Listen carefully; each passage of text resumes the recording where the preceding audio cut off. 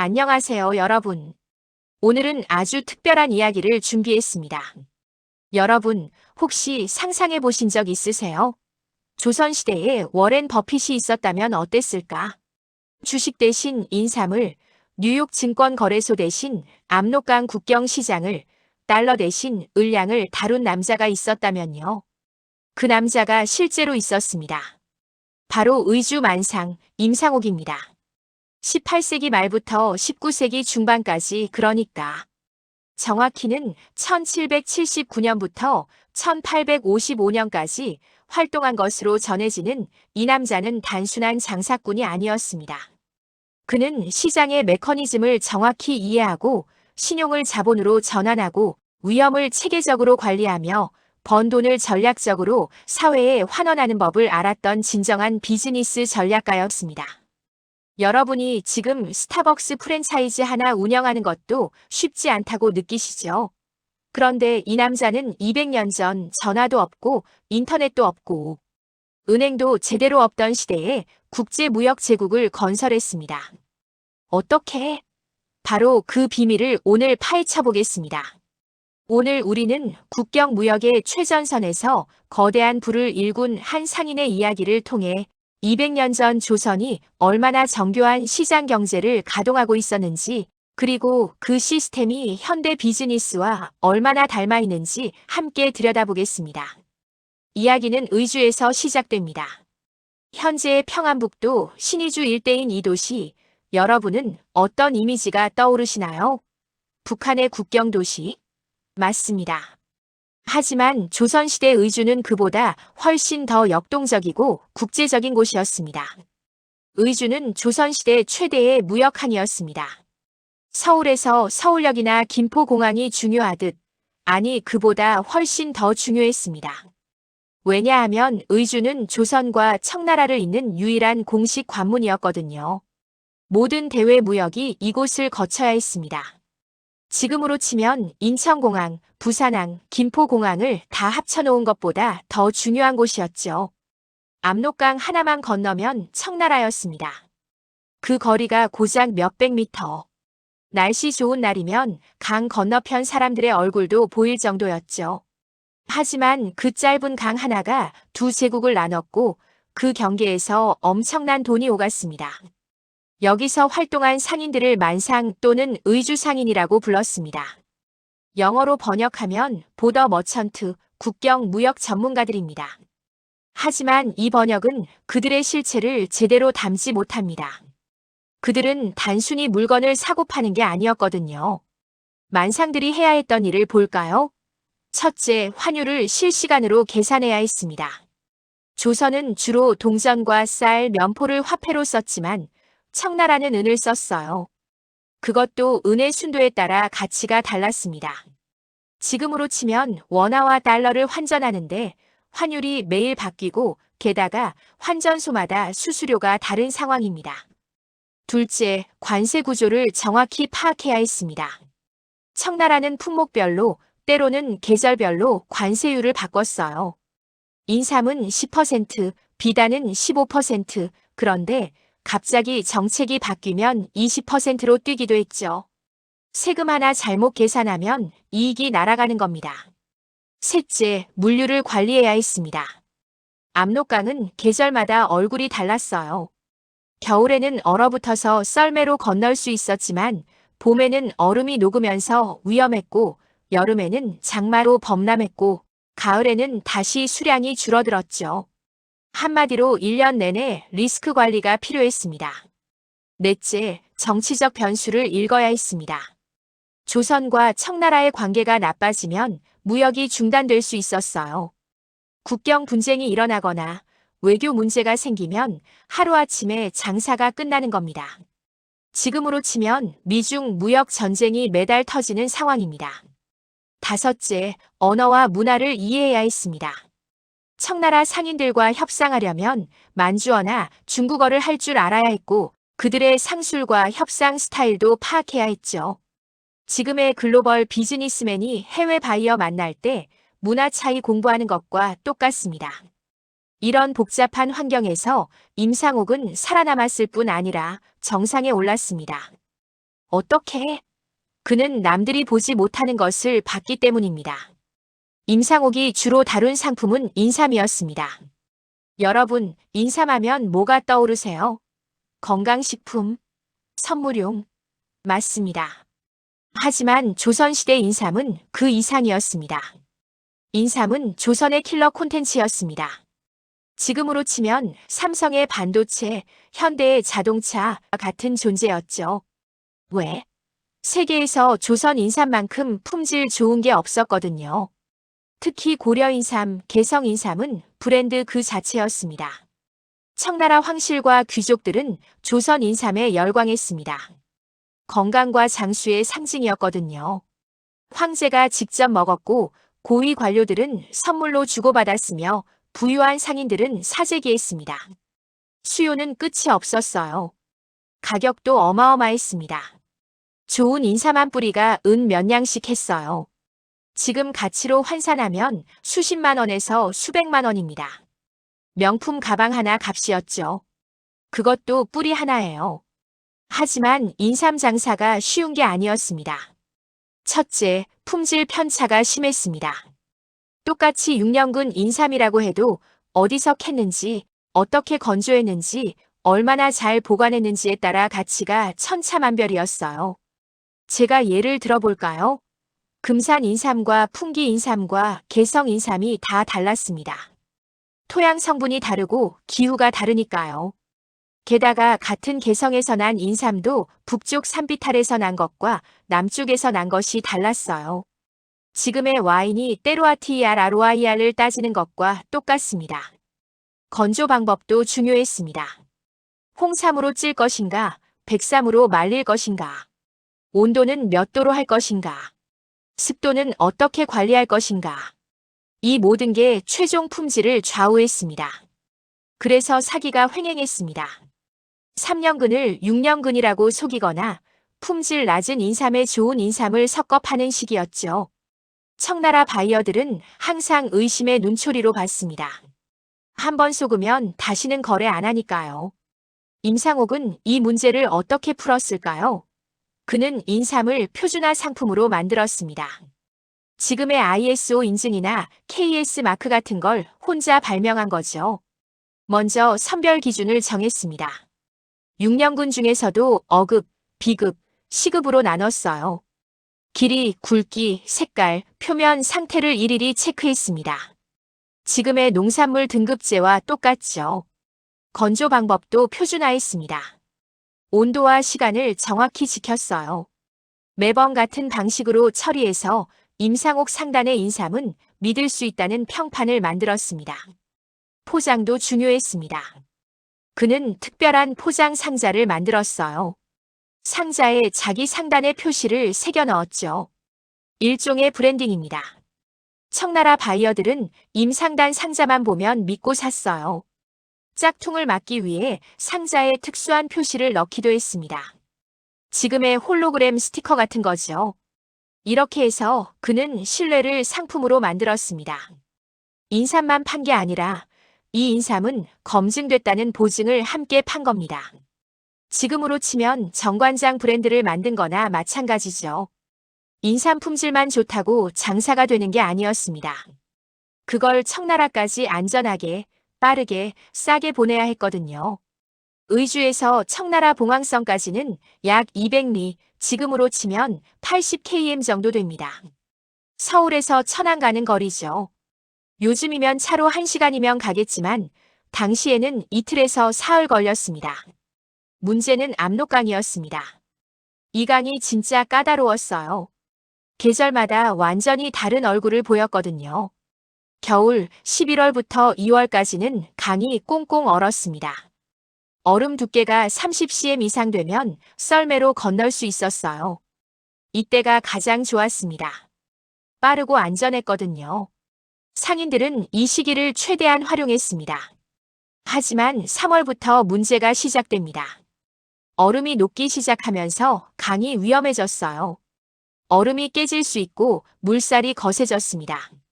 이때는 거래가 뚝 끊겼죠. 4월과 5월은 괜찮았습니다. 배로 건널 수 있었어요. 하지만 배 운영 비용이 들었습니다. 뱃사공에게 돈을 줘야 했고 날씨가 나쁘면 며칠씩 기다려야 했죠. 진짜 지옥은 6월부터 8월까지 장마철이었습니다. 압록강이 범람했어요. 수량이 평소의 3배, 4배로 불어났습니다. 물살이 너무 세서 배도 못 띄웠어요. 한 달, 심지어 2달씩 물류가 완전히 끊기기도 했습니다. 지금으로 치면 어떤 상황일까요? 여러분이 쿠팡으로 물건을 주문했는데 죄송합니다. 장마 때문에 2달 뒤에 배송됩니다. 이런 메시지를 받는 거죠. 상상이 되시나요? 임상옥은 이 문제를 천재적으로 풀었습니다. 그는 중개 창고 시스템을 만들었어요. 의주 쪽에 큰 창고 하나, 봉황성 쪽에 큰 창고 하나를 운영했습니다. 여기에 재고를 나눠서 쌓아뒀어요.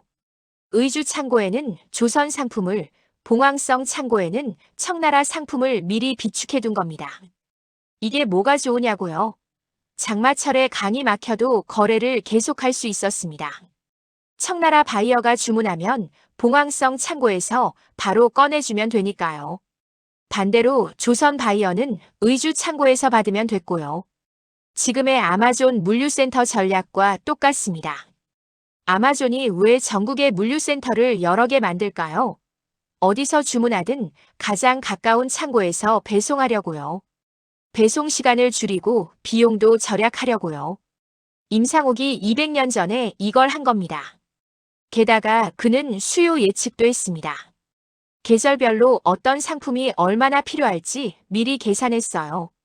예를 들어 음력 설 전에는 인삼 수요가 폭증합니다. 선물용으로 사니까요. 그러면 임상옥은 석 달 전부터 미리 인삼을 봉황성 창고로 옮겨뒀습니다. 설 때 강이 얼어붙어서 운송이 어려울 걸 대비한 거죠. 반대로 여름에는 비단 수요가 올랐습니다. 더우니까 가벼운 옷감이 필요했거든요. 그러면 봄에 미리 비단을 대량으로 사서 창고에 쌓아뒀다가 여름에 팔았습니다. 이게 바로 재고 관리입니다. 요즘 기업들이 ERP 시스템 돌리면서 하는 거, 그가 머리와 장부로 한 거예요. 물류 루트도 다양화했습니다. 압록강만 쓴 게 아니라 육로도 개척했어요. 좀 멀기는 하지만 안전한 길을 찾아낸 겁니다. 지금으로 치면 항공과 해운을 둘 다 쓰는 거죠. 하나가 막히면 다른 걸 쓰면 되니까요. 자, 이제 임상옥의 가장 유명한 일화를 이야기할 시간입니다. 바로 인삼 폭락 사건입니다. 이 이야기는 여러 기록과 전승에 남아있는데 일부 각색이 있을 수 있지만 핵심 원리는 실제였을 거라고 추정됩니다. 정확한 연도는 기록마다 조금씩 다르지만 대략 19세기 초반 1810년대로 추정됩니다. 당시 상황을 재구성해 볼까요? 청나라에서 갑자기 충격적인 발표가 나왔습니다. 조선 인삼 수입 관세를 20%에서 40%로 인상한다. 세금이 2배로 오른 겁니다. 이유가 뭐였을까요? 청나라 내부의 정치 문제였습니다. 당시 청나라에서는 보수파와 개혁파가 싸우고 있었는데 보수파가 조선 상품이 너무 많이 들어와서 우리 상인들이 어렵다고 주장한 거죠. 일종의 보호무역주의였습니다. 지금으로 치면 트럼프가 중국산 제품에 관세 폭탄을 떨어뜨린 것과 똑같은 상황입니다. 청나라 상인들의 반응은 즉각적이었습니다. 관세가 40%면 이익이 안 남는다. 주문 취소. 대량 주문이 줄줄이 취소됐습니다. 의주 시장은 패닉에 빠졌습니다. 조선 상인들 손에는 팔리지 않는 인삼이 산더미처럼 쌓였어요. 이미 농민들에게 성금 주고 사들인 인삼이었습니다. 청나라에 팔지 못하면 그 돈을 회수할 길이 없었죠. 인삼 가격이 폭락하기 시작했습니다. 첫날 10% 하락, 이틀째 15% 하락, 사흘째 20% 하락. 일주일 만에 가격이 절반으로 떨어졌습니다. 지금으로 치면 비트코인이 하루에 30%씩 폭락하는 상황입니다. 의주의 작은 상인들은 파산 직전이었습니다. 빚을 내서 인삼을 샀는데 팔지 못하니 이자도 못 갚는 거예요. 몇몇은 실제로 파산했고 어떤 이는 야반도주했고 심지어 자살하는 사람까지 나왔다고 합니다. 시장은 공포에 질렸습니다. 인삼은 끝났다. 더 이상 인삼 장사는 안 된다. 지금이라도 팔아야 한다. 이런 말들이 돌았죠. 상인들은 서로 먼저 팔려고 덤핑을 시작했습니다. 악순환이었어요. 누군가 싸게 팔면 다른 사람도 더 싸게 팔고 그러면 가격은 더 떨어지고 이때 임상옥이 움직였습니다. 그런데 그의 행동은 모두의 예상을 벗어났습니다. 그는 인삼을 팔지 않았어요. 오히려 사들이기 시작했습니다. 처음에는 조금씩 샀습니다. 하루에 몇 근씩. 주변에서는 별로 신경 쓰지 않았어요. 임 선생도 손해보는구나 정도로 생각했죠. 그런데 며칠이 지나자 그의 매입량이 늘어났습니다. 하루에 수십 근, 수백 근씩. 사람들이 수군거리기 시작했습니다. 임 선생이 미쳤나? 왜 폭락하는 인삼을 사들이나? 임상옥의 신복들도 걱정했습니다. 선생님, 지금 사면 더 떨어질 수 있습니다. 기다리시죠. 하지만 임상옥은 흔들리지 않았습니다. 그는 계속 샀습니다. 심지어 돈이 부족하자 다른 상인들에게 돈을 빌렸어요. 이자를 주고요. 사람들은 완전히 이해하지 못했습니다. 빚까지 내서 인삼을 사다니 정말 미쳤다. 한 달이 지나자 의주시장의 인삼 대부분이 임상옥 손에 들어갔습니다. 그는 조용히 체계적으로 거의 모든 인삼을 매집한 겁니다. 임상옥은 왜 이런 선택을 했을까요? 미친 게 아니라 그에게는 계산이 있었습니다. 첫째, 그는 관세 인상이 영구적이지 않을 거라고 판단했습니다. 정치적 결정은 다시 바뀔 수 있다는 거죠. 청나라 내부의 권력 싸움이 끝나면 또는 조선과의 협상이 진행되면 관세는 다시 내려갈 거라고 봤어요. 그는 청나라 정치를 꿰뚫고 있었습니다. 둘째, 인삼의 근본 수요는 사라지지 않는다고 봤습니다. 청나라 황실과 귀족들의 인삼 수요는 사치품이 아니라 필수품 수준이었거든요. 관세가 오르면 일시적으로 수요가 줄지만 결국 다시 찾을 거라고 예측한 겁니다. 마치 아이폰 가격이 올라도 결국 사람들은 사는 것처럼요. 셋째, 공급과 수요의 메커니즘을 읽었습니다. 지금 인삼이 시장에서 다 사라지면 어떻게 될까요? 나중에 수요가 회복되면 공급 부족이 생깁니다. 그러면 가격은 폭등하겠죠. 그는 이 타이밍을 노린 겁니다. 넷째, 그는 시장 전체를 생각했습니다. 만약 인삼 가격이 바닥까지 떨어지면 농민들이 인삼 재배를 포기할 겁니다. 그러면 조선의 인삼 산업 자체가 붕괴됩니다. 공급망이 파괴되는 거죠. 그는 이걸 막고 싶었어요. 장기적으로 봤을 때 인삼 산업이 살아야 자기도 계속 장사할 수 있으니까요. 다섯째, 타이밍을 계산했습니다. 인삼은 상하지 않습니다. 제대로 보관하면 몇 년이고 버틸 수 있어요. 그래서 그는 서두를 필요가 없었습니다. 사서 묵혀두고 시장이 회복될 때까지 기다릴 수 있었던 거죠. 임상옥은 인삼을 사들인 후 조용히 사라졌습니다. 창고에 보관하고 시장에 내놓지 않았어요. 몇 달이 지났습니다. 의주 시장에는 인삼이 거의 없었습니다. 다들 헐값에 팔아치웠거든요. 간혹 청나라에서 주문이 들어오면 인삼을 구할 수가 없었어요. 이때부터 가격이 조금씩 오르기 시작했습니다. 공급이 없으니 당연한 거죠. 하지만 임상옥은 여전히 움직이지 않았습니다. 1년이 지났습니다. 청나라에서 변화가 일어났습니다. 정치적 갈등이 어느 정도 정리됐고 조선과의 협상도 진행됐어요. 그리고 드디어 청나라 정부가 발표했습니다. 인삼 관세를 다시 20%로 환원한다. 시장이 폭발했습니다. 청나라 바이어들이 다시 몰려들었어요. 인삼 있나요? 얼마든지 사겠습니다. 하지만 시장에는 인삼이 없었습니다.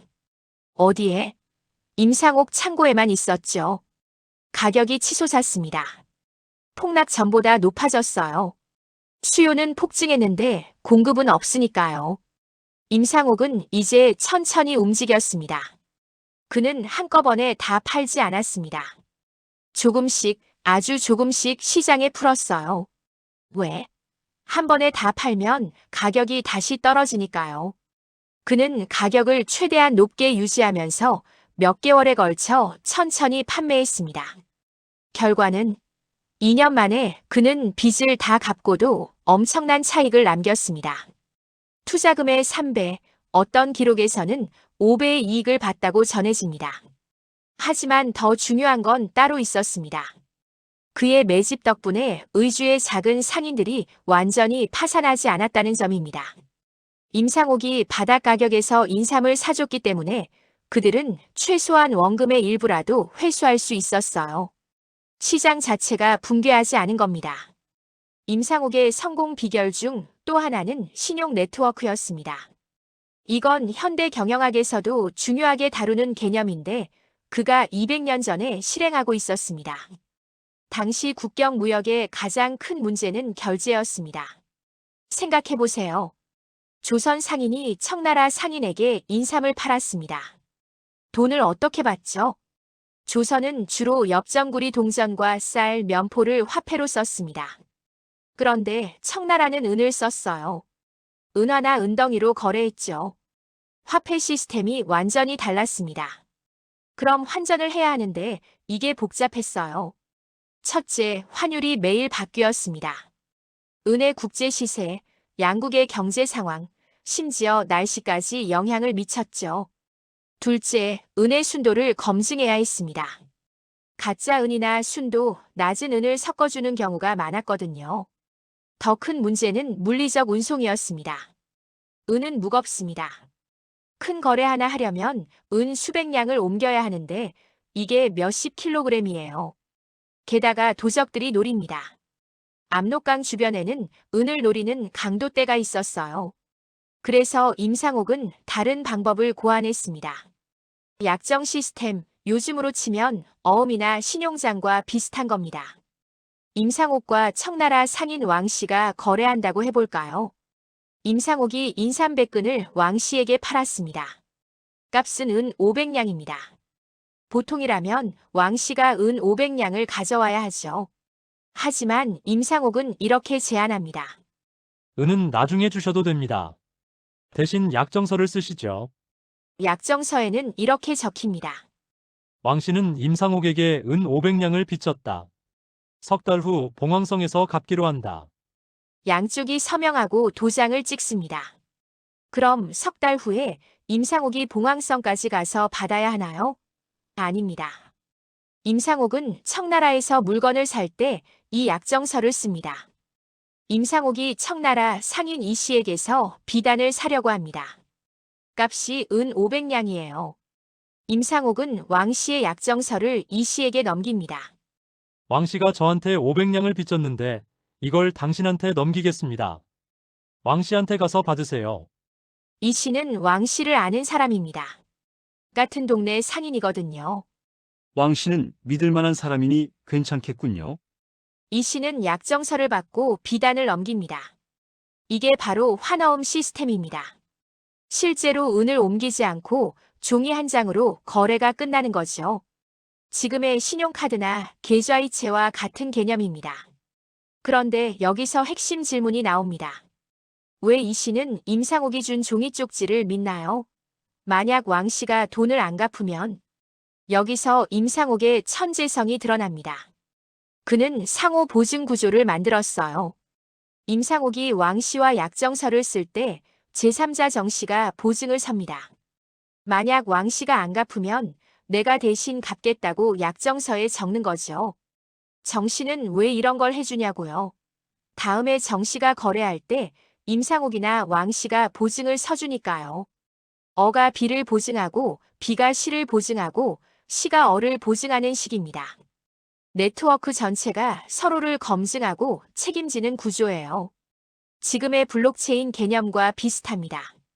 중앙은행이 없어도 네트워크 참여자들끼리 신뢰를 만들어내는 거죠. 이 시스템은 평판에 의존했습니다. 한번 약속을 어기면 그 사람은 네트워크에서 퇴출됩니다. 아무도 보증을 서주지 않고 아무도 거래를 안 해요. 평판이 곧 자본이었던 겁니다. 임상옥은 수십 년간 단 한 번도 약속을 어기지 않았다고 전해집니다. 그래서 그의 약정서는 은과 똑같은 가치를 인정받았어요. 임상옥 약정서는 그 자체로 화폐였습니다. 한 번은 이런 일이 있었다고 합니다. 청나라의 대상인 장 씨가 큰 손실을 봤습니다. 다른 사업에서 실패해서 파산 직전까지 갔어요. 문제는 장 씨가 임상옥에게 큰 빚을 지고 있었다는 겁니다. 은 수천 냥이었어요. 임상옥의 신복들이 달려왔습니다. 선생님, 빨리 장 씨 재산을 압류해야 합니다. 안 그러면 한 푼도 못 받습니다. 다른 채권자들도 같은 생각이었어요. 장 씨의 집과 가게로 몰려가서 물건을 압류하기 시작했습니다. 그런데 임상옥은 반대로 움직였습니다. 그는 장 씨를 찾아가서 이렇게 말했습니다. 더 빌려드리겠습니다. 주변 사람들은 경악했습니다. 미쳤습니까? 저 사람 파산할 사람인데요. 하지만 임상옥의 계산은 달랐습니다. 장 씨가 지금 파산하면 내 돈도 한 푼 못 받습니다. 하지만 그가 다시 일어서면 천천히라도 받을 수 있습니다. 게다가 장 씨와 연결된 다른 상인들이 많습니다. 장 씨가 무너지면 그들도 연쇄 파산합니다. 그러면 내 거래망 전체가 흔들립니다. 차라리 장 씨를 살려서 네트워크를 지키는 게 낫습니다. 임상옥은 장 씨에게 추가로 돈을 빌려줬습니다. 이자도 낮게 잡았어요. 조건은 하나였습니다. 천천히 갚으세요. 대신 사업을 다시 일으키세요. 장 씨는 감격했습니다. 다른 채권자들은 자기를 죽이려고 했는데 임상옥만 손을 내민 거예요. 장 씨는 필사적으로 사업을 재건했습니다. 3년이 걸렸습니다. 장 씨는 조금씩 빚을 갚아나갔습니다. 마침내 전액 상환했고 그 이후 장 씨는 임상옥의 가장 충실한 파트너가 됐습니다. 장 씨의 네트워크를 통해 임상옥은 청나라 내륙 깊숙한 곳까지 거래망을 확장할 수 있었습니다. 임상옥은 이렇게 말했다고 전해집니다. 신용은 담보보다 앞선다. 땅이나 집 같은 물적 담보보다 사람의 신용이 더 중요하다는 거죠. 이건 현대 금융에서도 중요한 원칙입니다. 마이크로 크레디트의 창시자 무하마드 유누스가 노벨 평화상을 받은 이유도 바로 이겁니다. 담보 없이 신용만으로 돈을 빌려줘서 가난한 사람들이 사업을 시작할 수 있게 한 거죠. 임상옥이 200년 전에 같은 걸 했던 겁니다. 임상옥의 경영 철학에서 또 하나 놀라운 부분은 현금 흐름 관리였습니다. 요즘 스타트업 CEO들이 밤잠 못 이루며 계산하는 번 레이트, 그러니까 현금이 얼마나 빨리 나가는지를. 임상옥은 200년 전에 이미 관리하고 있었습니다. 인삼무역의 가장 큰 문제는 현금 회전이 느리다는 거였습니다. 이게 얼마나 느렸냐면 생각만 해도 답답할 정도입니다. 봄 3월에 농민들에게 성금을 줍니다. 올해 인삼 다 저한테 파세요. 이때 돈이 나갑니다. 가을 10월에 인삼을 수확해서 받습니다. 건조하고 선별하고 포장하는데 한 달 걸립니다. 11월에 의주로 운송합니다. 12월에 청나라 바이어와 계약합니다. 이듬해 1월에 압록강 얼음 위로 인삼을 넘깁니다. 청나라 바이어가 내륙으로 가서 팔고 돈을 모아서 돌아오는 게 3월입니다. 계산해 보세요. 돈 나간 게 작년 3월이고 돈 들어오는 게 올해 3월입니다. 정확히 1년이에요. 현금이 1년 동안 묶여 있는 겁니다. 요즘 기업으로 치면 매출 채권 회수 기간이 365일인 거죠. 이게 얼마나 위험한가요? 중소기업 파산의 주된 이유가 바로 현금 흐름 문제입니다. 매출은 있는데 현금이 없어서 망하는 거예요. 흔히 흑자 도산이라고 하죠. 게다가 이 1년 동안 변수가 얼마나 많은데요. 관세가 바뀔 수 있고 청나라 경제가 나빠질 수 있고 날씨가 이상해서 농사를 망칠 수도 있습니다. 1년은 너무 깁니다. 임상옥은 이 문제를 천재적으로 풀었습니다. 그는 재고를 비용이 아니라 자산으로 봤어요. 보통 상인들은 재고를 싫어합니다. 창고 비용이 들고 관리도 해야 하고 빨리 팔아서 현금으로 바꾸고 싶어 하죠. 요즘 기업들도 마찬가지입니다. 재고를 최소화하는 게 효율적이라고 배우잖아요. 도요타의 JITJUST-in-time 같은 거요. 하지만 임상옥은 반대로 생각했습니다. 인삼은 다른 상품과 달라요. 시간이 지난다고 가치가 떨어지지 않습니다. 오히려 제대로 보관하면 가치가 올라갑니다. 왜? 인삼은 숙성됩니다. 와인이나 위스키처럼요. 1년 묵은 인삼보다 3년 묵은 인삼이 더 비쌉니다. 성분이 농축되고 효능이 좋아진다고 알려졌거든요.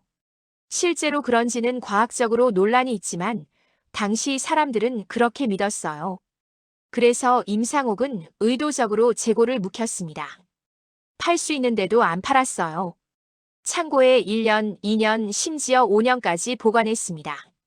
그리고는 빈티지 인삼 시장을 만들었습니다. 이건 3년 숙성 인삼입니다. 하고 팔면 일반 인빙보다 30% 비싸게 받을 수 있었어요. 5년 숙성이라고 하면 2배 가격을 받았습니다. 지금의 와인 시장과 똑같습니다.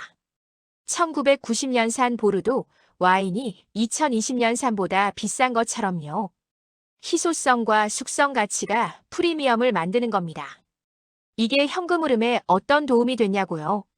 임상옥은 매년 인삼을 사들였습니다.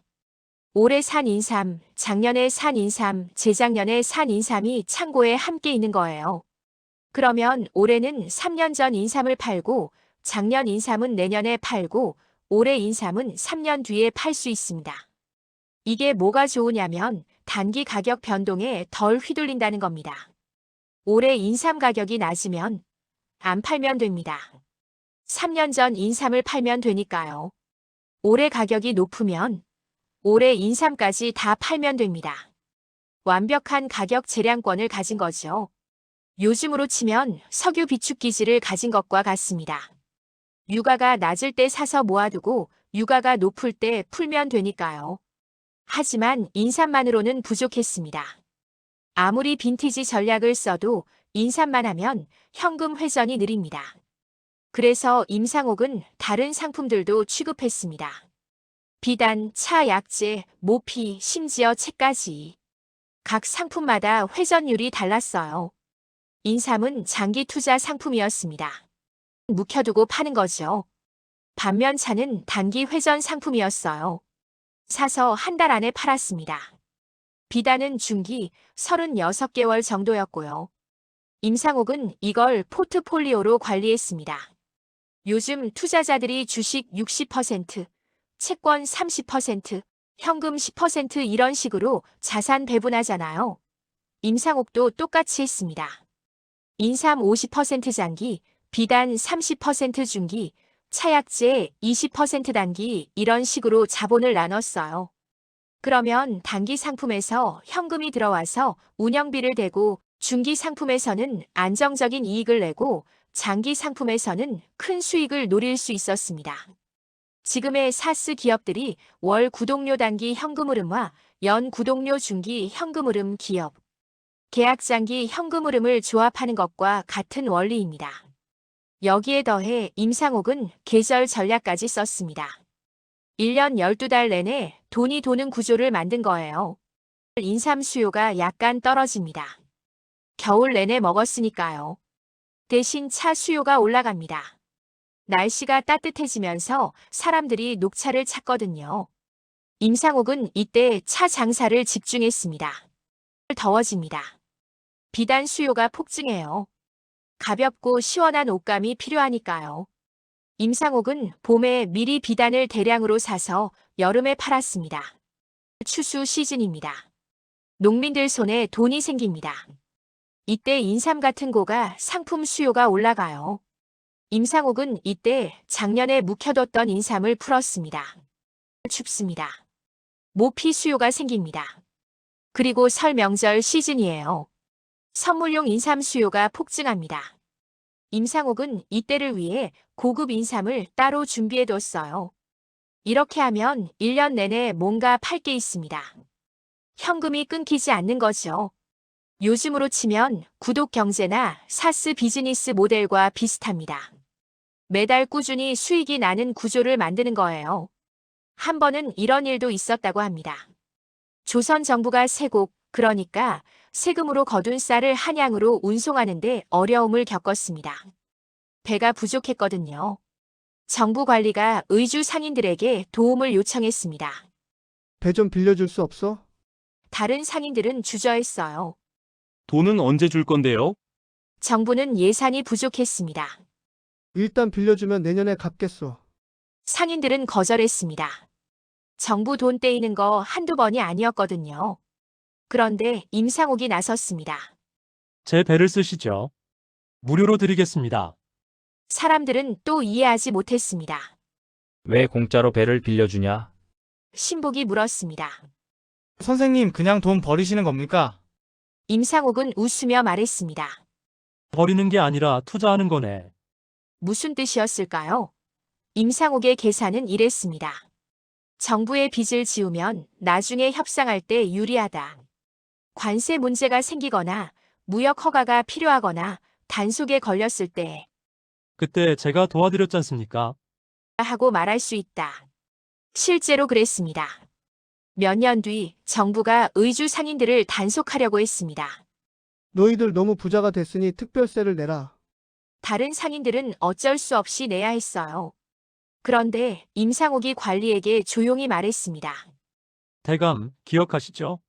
제가 배를 빌려드렸을 때 관리는 난처해했습니다. 결국 임상옥은 세금을 면제받았습니다. 이게 바로 전략적 투자입니다. 당장 손해보는 것 같지만 장기적으로는 엄청난 가치가 있는 거죠. 요즘 기업들이 로비 비용을 쓰는 것과 같습니다. 국경 무역은 본질적으로 하이리스크 비즈니스였습니다. 하루아침에 모든 걸 잃을 수 있었어요. 어떤 위험들이 있었을까요? 첫째, 정치 리스크. 조선과 청나라의 관계가 나빠지면 무역 자체가 중단됩니다. 국경 분쟁, 외교 갈등, 전쟁 위협. 이런 게 터지면 장사 끝입니다. 둘째, 정책 리스크.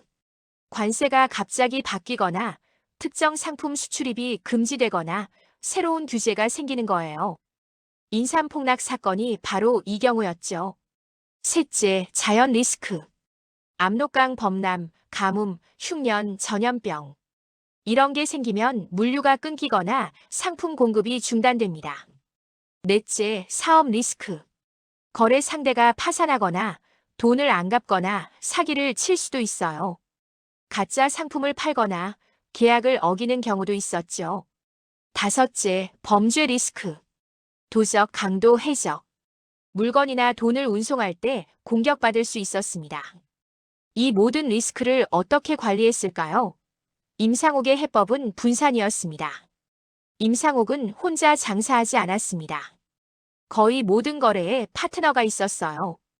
어라는 거래를 할 때 C와 64로 나눴습니다. 임상옥이 60%, C가 40%.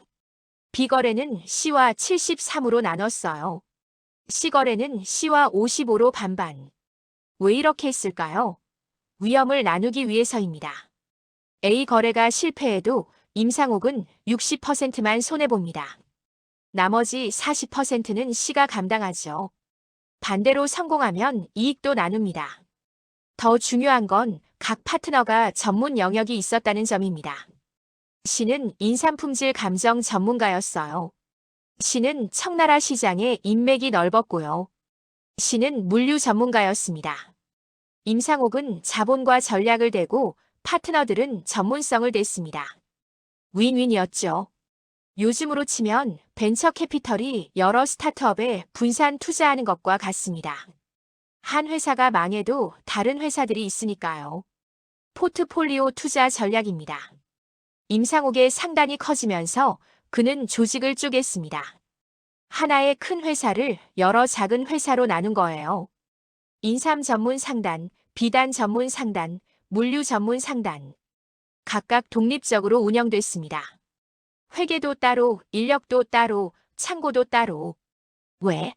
리스크 분리입니다. 인삼 상단에 문제가 생겨도 비단 상단은 멀쩡합니다. 한 부문이 망해도 다른 부문은 살아남는 거죠. 지금의 지주회사 구조와 똑같습니다. 삼성그룹이 삼성전자, 삼성물산, 삼성생명을 따로 운영하는 것처럼요. 한 계열사에 문제가 생겨도 그룹 전체가 무너지지 않게 하는 겁니다. 게다가 법적 책임도 분리됩니다. 인삼 상단이 소송에 휘말려도 비단 상단 재산은 안전해요. 요즘으로 치면 유한 책임 회사의 LC 구조입니다. 임상옥의 가장 강력한 무기는 정보였습니다.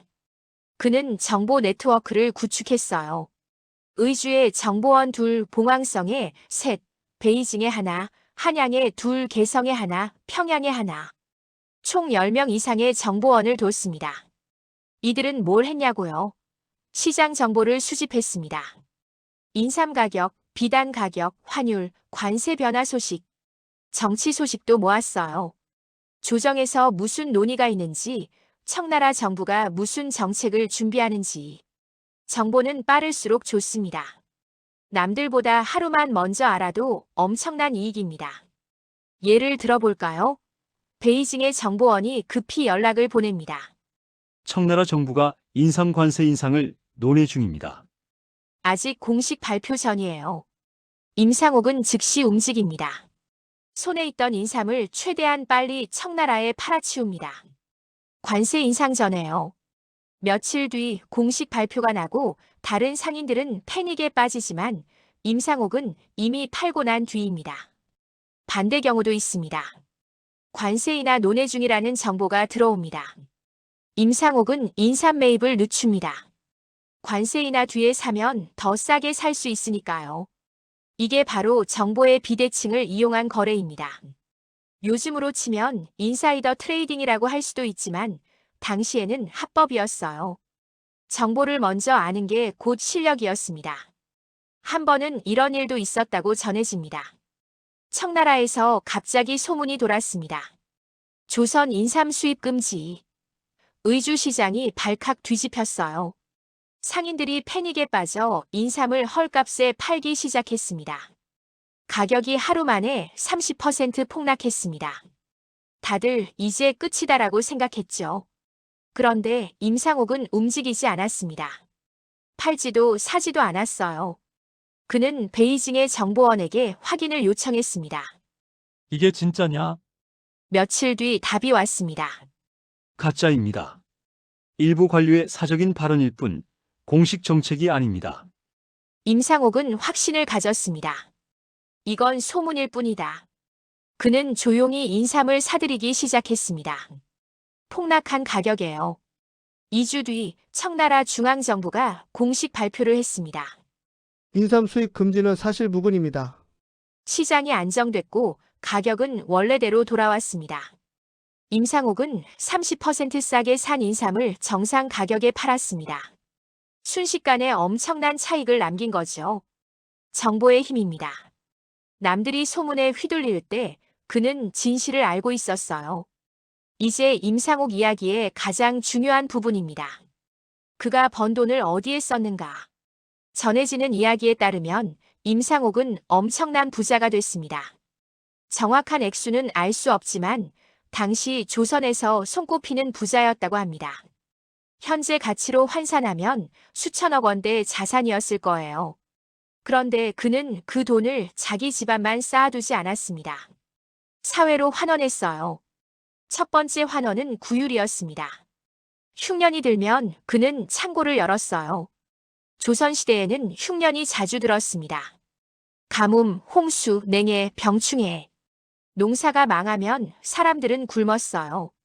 특히 의주 같은 국경 지역은 더 심했습니다. 중앙정부의 지원이 늦게 왔거든요.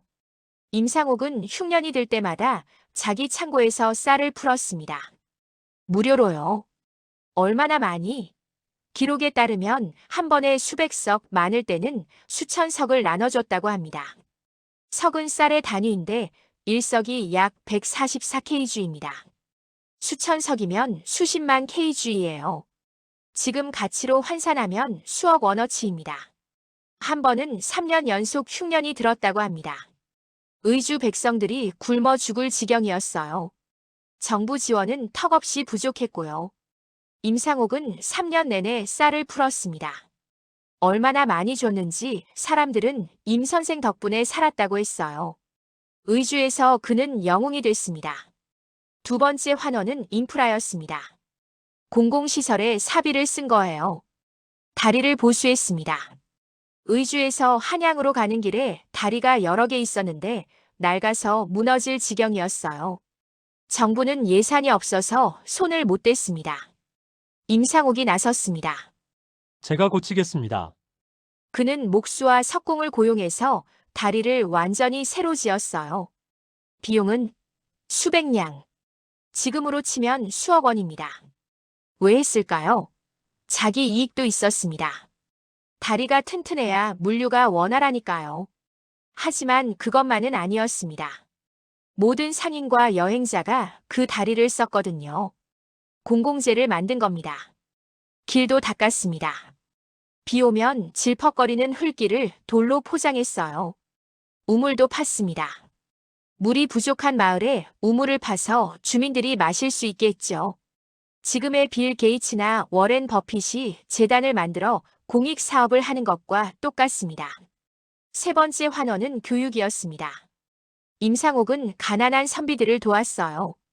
조선시대에 과거 시험에 합격하려면 돈이 많이 들었습니다. 책도 사야 하고 한양까지 가는 여비도 필요하고 공부하는 동안 생활비도 있어야 했죠. 가난한 집안 출신은 아무리 머리가 좋아도 과거를 볼 수 없었어요. 임상옥은 이런 선비들을 찾아서 도왔습니다. 책을 사주고 여비를 대주고 공부에 집중할 수 있게 생활비를 지원했어요. 오늘날의 장학금입니다. 몇 명이나 도왔을까요? 정확한 기록은 없지만 수십 명에서 수백 명으로 추정됩니다. 그중 몇몇은 과거에 합격해서 관료가 됐어요. 이게 임상옥에게 어떤 이익이 됐을까요? 그가 지원한 선비가 관료가 되면 자연스럽게 임상옥의 편이 됩니다. 정책을 만들 때, 무역 관련 결정을 할 때 그들은 임상옥을 기억했죠. 일종의 인재 투자입니다. 요즘 기업들이 장학재단을 만들어 우수 학생들을 지원하는 것과 같아요. 단순한 선행이 아니라 미래 인재를 확보하는 전략입니다. 임상옥 상단의 진짜 대단한 점은 지속성이었습니다. 조선시대에는 부자는 3대를 못 간다는 말이 있었습니다. 실제로 그랬어요. 1대가 열심히 벌어도 2대가 탕진하거나 3대가 망하는 경우가 대부분이었습니다. 왜? 몇 가지 이유가 있습니다. 첫째, 자식들이 경영 능력이 없었어요. 부모는 일평생 장사를 배웠지만 자식들은 호의호식하며 자랐으니 고생을 모릅니다. 둘째, 재산 분쟁이 생겼어요. 형제들끼리 유산을 놓고 싸우다가 상단이 쪼개지고 망했습니다. 셋째, 정부가 재산을 빼앗았어요. 조선은 상인을 좋게 보지 않았습니다. 너무 부자가 되면 백성의 재물을 탈취했다는 죄목으로 재산을 몰수했죠. 넷째, 경쟁자에게 밀렸어요. 1대가 만든 네트워크와 노하우를 2대가 제대로 이어받지 못하면 다른 상인들이 치고 올라왔습니다. 그런데 임상옥의 상단은 달랐습니다. 그의 사후에도 한참 동안 유지됐다고 전해져요. 비결이 뭘까요? 임상옥은 아들들에게 돈보다 원칙을 물려줬습니다. 그는 생전에 3가지 원칙을 반복해서 가르쳤다고 합니다. 시세를 급히 흔들지 마라. 신용을 담보보다 앞세워라. 번 만큼 환원하라. 이 3가지는 단순한 격언이 아니었습니다. 구체적인 경영 철학이었어요. 아들들은 어려서부터 아버지를 따라다니며 이 원칙을 실제로 보고 배웠습니다. 임상옥은 아들들을 일찍부터 사업에 참여시켰어요. 10대 때부터 창고 관리를 맡기고 20대에는 청나라 상인들과의 협상에 동행시켰습니다. 현장에서 배우게 한 거죠. 요즘으로 치면 후계자 교육 프로그램입니다. 삼성의 이재용이 어려서부터 아버지를 따라다니며 경영을 배운 것처럼요. 임상옥은 상단을 자기 개인 회사가 아니라 하나의 시스템으로 만들었습니다. 핵심 인재들에게 권한을 나눠줬어요. 인삼 담당 책임자, 물류 책임자, 재무 책임자. 각자 자기 영역에서 독립적으로 결정할 수 있었습니다. 심지어 이익 분배도 했어요. 핵심 인재들에게 상단 지분의 일부를 나눠줬습니다. 요즘으로 치면 스톡 옵션이에요. 그들도 주인이 되게 한 거죠. 왜? 임상옥이 없어도 상단이 돌아가게 하려고요. 모든 결정을 그 혼자 하면 그가 죽으면 상단도 끝입니다. 하지만 시스템을 만들어 놓으면 다른 사람들이 이어갈 수 있습니다. 임상옥은 자기 경험을 문서로 남겼다고 합니다. 일종의 위기 대응 매뉴얼이었어요. 흉년이 들었을 때는 이렇게 하라. 관세가 올랐을 때는 이렇게 하라. 전쟁이 났을 때는 이렇게 하라. 구체적인 행동 지침을 적어뒀습니다. 요즘으로 치면 BCPBUSINESS 칸터누어티 플랜 사업 연속성 계획입니다. 위기 상황에서 어떻게 대응할지 미리 정해놓는 거죠. 대기업들은 다 이런 걸 가지고 있습니다. 화재가 나면, 지진이 나면, 사이버 공격을 받으면 어떻게 할지 매뉴얼이 있어요. 임상옥이 200년 전에 이걸 만든 겁니다. 마지막으로 임상옥은 개인이 아니라 브랜드를 만들었습니다. 청나라 상인들이 임상옥 씨와 거래한다가 아니라 임시 상단과 거래한다고 인식하게 만들었어요. 개인에서 조직으로, 이름에서 브랜드로 전환한 겁니다. 상단의 상징도 만들었습니다. 특별한 깃발, 특별한 포장 상자, 특별한 도장. 이게 다 브랜드 아이덴티티입니다. 그래서 임상옥이 죽은 후에도 임시 상단은 계속 존재했어요. 사람은 가도 브랜드는 남는 거죠. 애플의 스티브 잡스가 죽어도 애플이 계속 존재하는 것처럼요. 여기까지가 4부에서 7부까지입니다. 재고 현금 흐름 관리, 리스크 분산 전략, 사회 환원의 의미, 그리고 지속 가능한 조직을 만드는 방법까지 상세하게 풀어냈습니다. 임상옥이 남긴 가장 큰 유산은 사실 눈에 보이지 않는 것이었습니다. 바로 네트워크였어요. 그가 수십 년간 쌓아온 인간관계는 단순한 거래 관계가 아니었습니다. 신뢰를 기반으로 한 공동체였죠. 의주의 다른 상인들, 청나라의 파트너들, 한양의 관료들, 지역의 유지들. 이들 모두가 임상옥을 중심으로 연결돼 있었습니다. 이 네트워크의 특별한 점은 뭐였을까요? 상호 의존성이었습니다. 임상옥이 성공하면 네트워크 전체가 이익을 봤어요. 반대로 누군가 어려움에 처하면 네트워크가 도왔습니다. 한 번은 의주의 한 작은 상인이 청나라 바이어에게 사기를 당했습니다. 가짜 은을 받고 인삼을 넘긴 거예요. 그 상인은 파산 직전이었죠. 소식을 들은 임상옥이 직접 청나라로 건너갔습니다. 그 사기꾼 바이어를 찾아가서 따졌어요. 당신이 우리 의주 상인을 속였소? 사기꾼은 처음엔 발뺌했습니다. 하지만 임상옥이 주변 청나라 상인들을 동원하자 분위기가 바뀌었어요. 임 선생이 보증하는 사람을 속였다고? 그럼 우리도 당신과 거래 안 한다. 네트워크 전체가 그 사기꾼을 압박한 겁니다. 결국 사기꾼은 진짜 은을 내놓을 수밖에 없었습니다. 작은 상인은 돈을 돌려받았고 임상옥의 명성은 더욱 높아졌죠. 이게 바로 네트워크 효과입니다. 참여자가 많을수록 네트워크의 가치는 기하급수적으로 올라갑니다. 페이스북이나 카카오톡 같은 SNS가 강력한 이유도 이거예요. 사람들이 많을수록 더 유용해지니까요. 임상옥은 이 네트워크를 개인 소유가 아니라 공공재로 만들었습니다. 그가 죽은 후에도 네트워크는 살아남았어요. 의주 상인들은 계속 우리는 임 선생의 네트워크 일원이라는 정체성을 가졌습니다. 이게 바로 진짜 유산입니다. 돈은 쓰면 없어지지만 네트워크는 대대로 이어집니다. 임상옥의 자손들은 할아버지가 쌓아놓은 이 네트워크 덕분에 훨씬 쉽게 사업을 할 수 있었어요. 하지만 모든 게 순탄했던 건 아닙니다. 임상옥 사후 상단은 여러 위기를 겪었습니다. 첫 번째 위기는 형제 간 갈등이었습니다. 임상옥에게는 아들이 셋 있었다고 전해집니다. 큰아들은 보수적이었어요. 아버지가 하시던 방식을 그대로 따르자.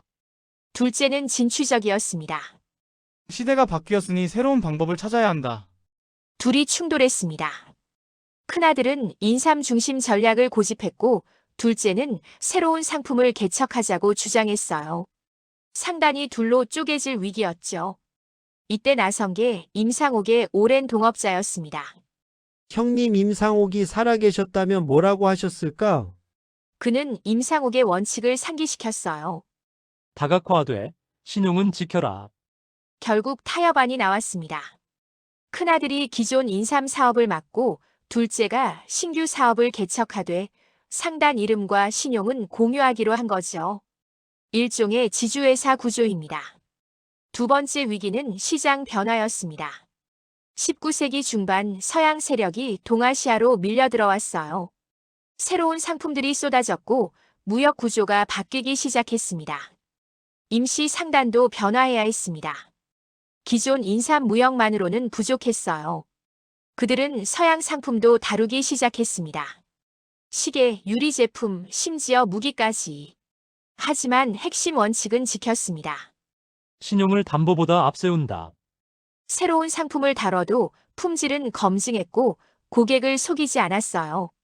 세 번째 위기는 정치적 격변이었습니다. 조선 말기 국가가 흔들리면서 무역 환경도 혼란스러워졌습니다.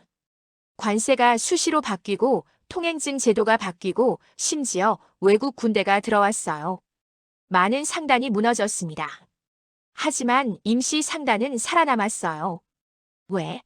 그들은 위험을 분산해뒀거든요. 한 루트가 막히면 다른 루트를 썼고 한 상품이 안 되면 다른 상품으로 돌렸습니다.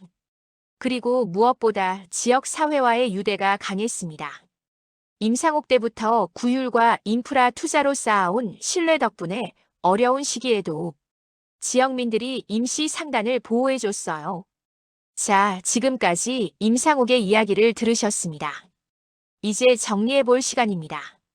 이 200년 전 상인을 2025년 현대 비즈니스 언어로 완전히 번역하면 어떻게 될까요? 비즈니스 모델 분석. 임상옥의 비즈니스 모델을 현대 용어로 분석하면 이렇습니다. 첫째, 수직 통합형 플랫폼이었습니다.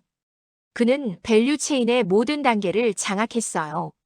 원재료 소싱 인삼 매입, 품질 관리 선별과 가공, 물류 창고와 운송, 유통도매, 금융신용 제공까지.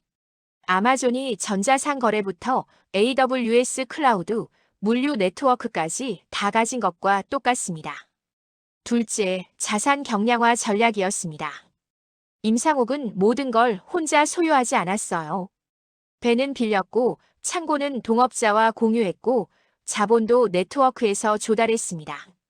요즘 말로 하면 자산 없는 비즈니스죠. 우버가 차를 소유하지 않고 에어비앤비가 숙소를 소유하지 않는 것처럼요. 셋째, 데이터 기반 의사결정이었습니다. 물론 빅데이터 분석 툴은 없었지만 그는 정보를 체계적으로 수집하고 분석했어요. 가격 데이터, 날씨 데이터, 정치 동향, 시장 심리. 이걸 바탕으로 매입과 매도 타이밍을 정했습니다. 요즘 헤지펀드들이 알고리즘 트레이딩 하는 것과 같은 원리예요. 넷째, 공급망 금융 SCF이었습니다. 임상옥의 신용 네트워크는 현대 공급망 금융과 완전히 같습니다. 대기업이 협력사에게 외상으로 물건을 받고 나중에 갚고 또 그 어음을 다른 회사와 거래하는 시스템이죠. 심지어 블록체인 기반 스마트 컨트랙트의 원시적 형태라고 볼 수 있어요. 다섯째, 동적 가격 결정 다이내믹 프라이싱이었습니다. 임상옥은 수요와 공급을 읽고 가격을 조절했어요. 수요가 낮을 때는 가격을 낮추고 높을 때는 올렸습니다. 우버나 항공사가 실시간으로 가격을 바꾸는 것과 같죠. 여섯째, ESG 경영이었습니다. 환원 전략은 현대의 ESG 환경사회 지배구조 경영과 정확히 일치합니다. 사회적 책임을 다하면서 동시에 평판을 관리하고 장기적 비즈니스 환경을 개선하는 거예요. 만약 임상옥이 지금 시대에 태어났다면 재미있는 상상을 해볼까요? 임상옥이 1980년대 한국에 태어났다면 어떤 길을 걸었을까요? 시나리오 1 제2의 이재용. 삼성이나 현대 같은 글로벌 기업을 이끄는 경영인이 됐을 수도 있습니다.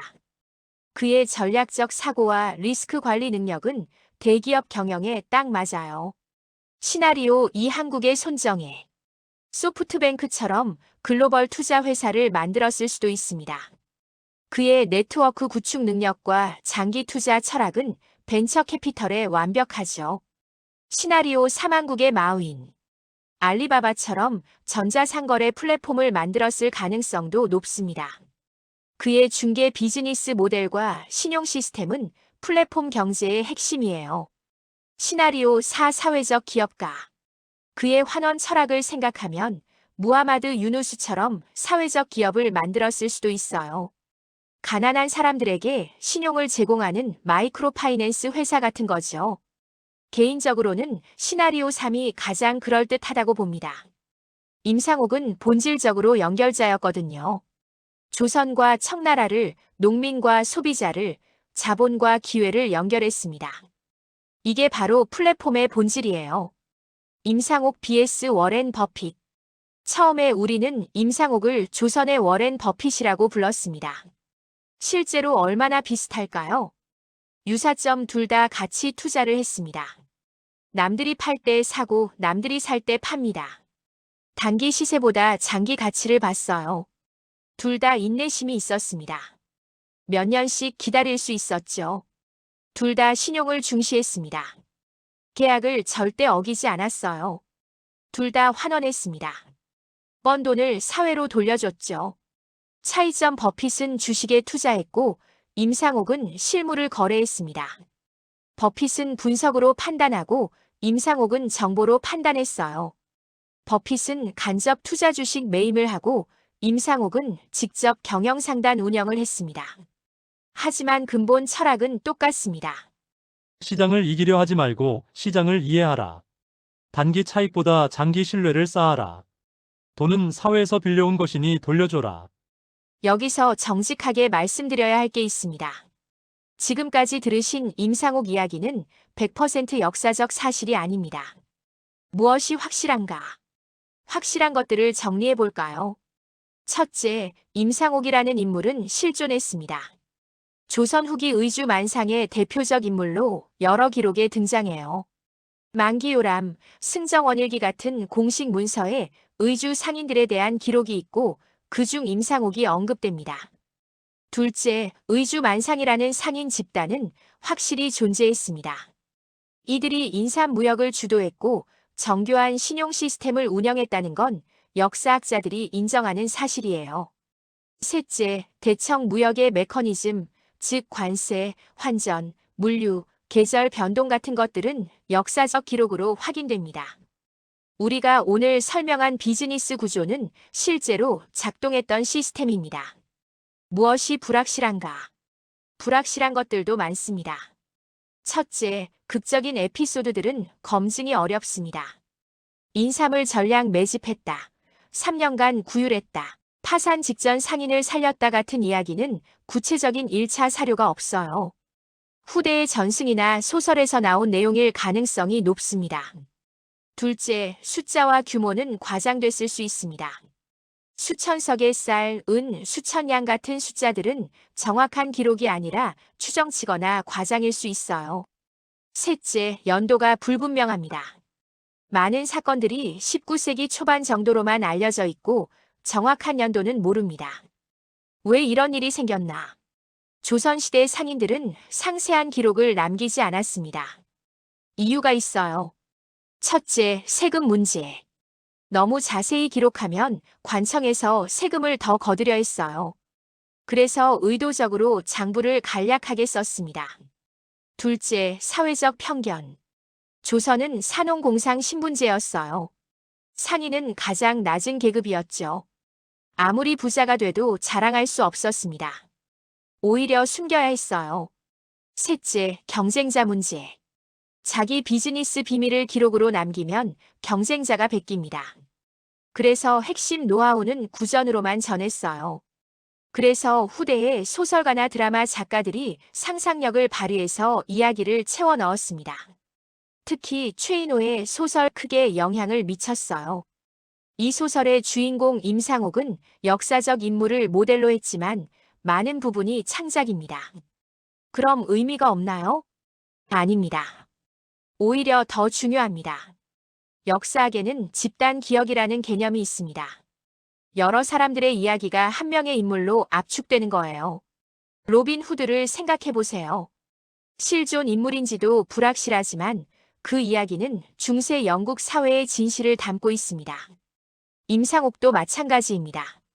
개별 에피소드의 진위를 떠나서 그의 이야기는 조선 후기 상업 시스템의 작동 방식을 보여줍니다. 의주 만상들이 실제로 이런 전략들을 썼다는 거예요. 숫자가 정확하지 않아도 원칙은 진짜였습니다. 시세를 급히 흔들지 않는다. 신용을 담보보다 앞세운다. 번만큼 환원한다. 이 세 가지는 당시 성공한 상인들의 공통된 철학이었어요. 그래서 우리는 임상옥 이야기를 이렇게 이해해야 합니다. 임상옥 개인이 정확히 이렇게 했다가 아니라 조선 후기 성공한 상인들의 경영 방식이 이러했고 임상옥은 그 대표 사례로 기억된다고요. 자, 이제 정말 마무리할 시간입니다. 왜 우리는 200년 전 상인 이야기를 27,000자 넘게 듣고 있을까요? 이게 2025년 우리에게 무슨 의미가 있을까요? 임상옥은 자본주의의 본질을 보여줍니다. 자본주의는 단순히 돈을 버는 시스템이 아니에요. 신뢰를 쌓고 가치를 창조하고 리스크를 관리하고 생태계를 키우는 시스템입니다. 요즘 우리는 자본주의를 비판합니다. 빈부격차, 환경 파괴, 단기 이익 추구. 맞습니다. 문제가 많아요. 하지만 임상옥은 다른 자본주의가 가능하다는 걸 보여줍니다. 그는 이익을 추구했지만 시장을 파괴하지 않았어요. 돈을 벌었지만 공동체를 배려했습니다. 경쟁했지만 상생의 길을 찾았죠. 이게 우리가 지향해야 할 자본주의 아닐까요? 이익과 책임, 경쟁과 협력, 성장과 환원이 균형을 이루는 시스템 말이에요. 임상옥은 한국형 경영의 원형을 보여줍니다. 서구의 자본주의와는 조금 다른 우리만의 방식이 있다는 거예요. 관계 중심 서구는 계약 중심이지만 우리는 관계 중심입니다. 임상옥이 계약서보다 신뢰를 중시한 것처럼요. 장기 지향 서구는 분기 실적을 중시하지만 우리는 장기 성장을 봅니다. 임상옥이 몇 년씩 재고를 묵힌 것처럼요. 공동체 배려 서구는 주주 이익을 최우선하지만 우리는 이해관계자 전체를 고려합니다. 임상옥이 환원을 중시한 것처럼요.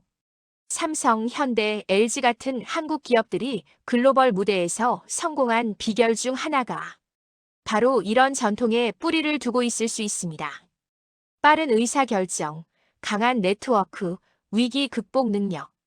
이게 다 우리 상업 전통에서 온 거예요. 임상옥의 세 가지 원칙은 시대를 초월합니다. 시세를 급히 흔들지 않는다. 단기 차익보다 시장 안정을 택하라. 이건 2025년에도 유효합니다.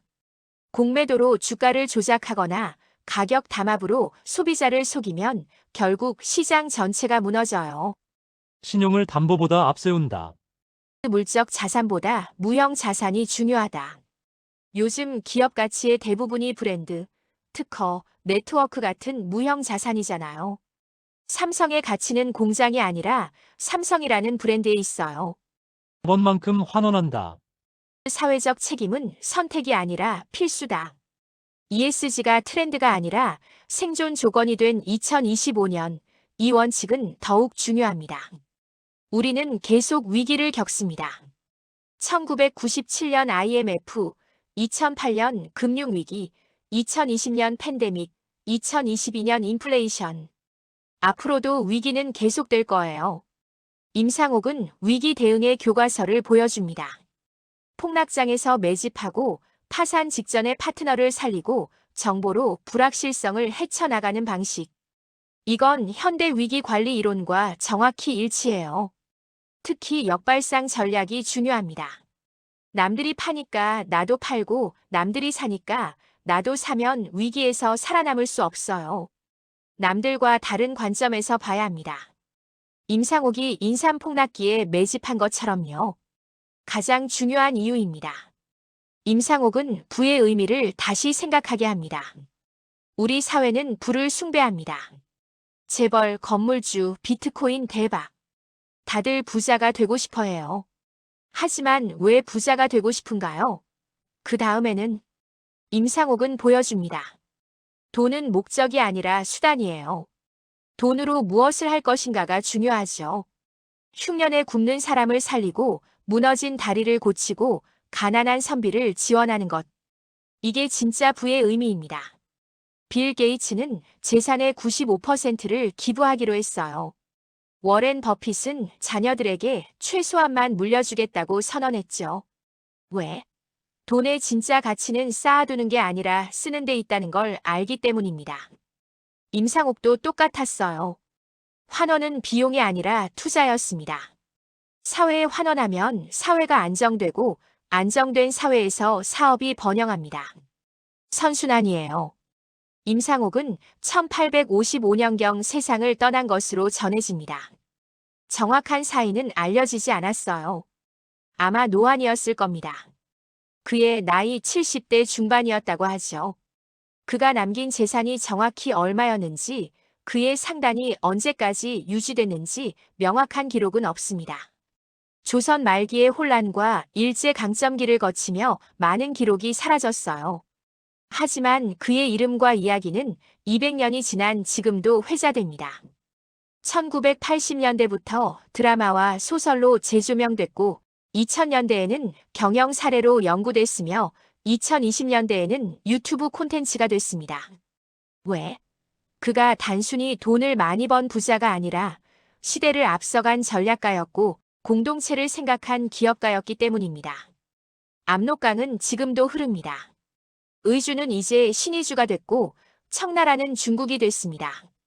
인삼 대신 반도체를, 을량 대신 달러를, 배 대신 비행기를 쓰게 됐죠. 하지만 국경을 넘어 거래하고 신뢰를 쌓고 위기를 기회로 바꾸는 원칙은 여전히 유효합니다. 기술은 변해도 사람과 사람 사이의 거래 본질은 크게 변하지 않았어요. 혹시 여러분이 사업을 하고 있다면, 투자를 하고 있다면, 아니면 그저 돈과 경제에 대해 고민하고 있다면 한번 물어보세요. 임상옥이라면 어떻게 했을까? 시세를 급히 흔들지 않고 신용을 담보보다 앞세우고 법만큼 환원하는 것. 이 세 가지만 기억해도 여러분은 이미 200년 전 조선 최고의 상인에게서 배운 겁니다. 마지막으로 하나만 더 말씀드리고 싶습니다. 역사는 과거가 아니에요. 과거를 통해 현재를 이해하고 미래를 준비하는 겁니다. 임상옥의 이야기는 우리에게 묻습니다. 당신은 어떤 부자가 되고 싶은가? 돈만 많은 부자? 아니면 사회에 가치를 남기는 부자? 당신은 어떤 기업가가 되고 싶은가? 단기 이익만 추구하는 경영자? 아니면 지속 가능한 생태계를 만드는 리더? 당신은 어떤 삶을 살고 싶은가? 나만 잘 사는 삶? 아니면 함께 잘 사는 삶? 200년 전 압록강 국경에서 한 상인이 이 질문들에 답했습니다. 그의 답은 지금도 우리를 울립니다. 여러분의 답은 무엇인가요? 오늘 방송은 여기까지입니다. 조선시대의 워렌 버핏, 의주만상 임상옥의 이야기였습니다. 긴 시간 들어주셔서 감사합니다. 여러분의 사업과 투자 그리고 삶에 작은 영감이 되었기를 바랍니다.